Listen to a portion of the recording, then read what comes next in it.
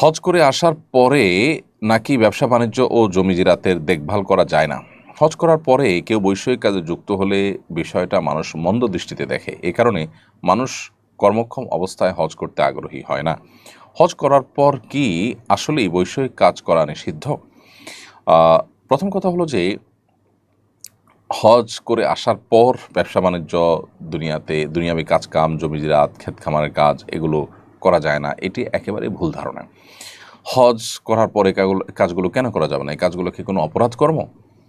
অপরাধকর্ম তো নয়। সো এই কাজগুলো হজ করে আসার পর আমরা করতে পারবো। বরং মানুষ বসে বসে খাওয়া বা পরনির্ভরশীল হওয়ার চাইতে তিনি কর্মক্ষম হলেন, তিনি পরিশ্রমী হলেন, তিনি কোনো কাজে এঙ্গেজ থাকলেন, সেটা বরং অধিকতর প্রশংসনীয় ইসলাম শরিয়া দৃষ্টিকোণ থেকে সার্বিক বিচার বিবেচনায়।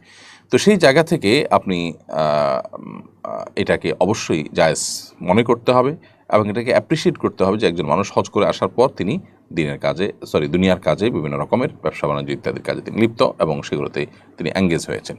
সো সেটাকে খারাপ ভাবে দেখা, এটা নিছকই আমাদের ভুল ধারণা।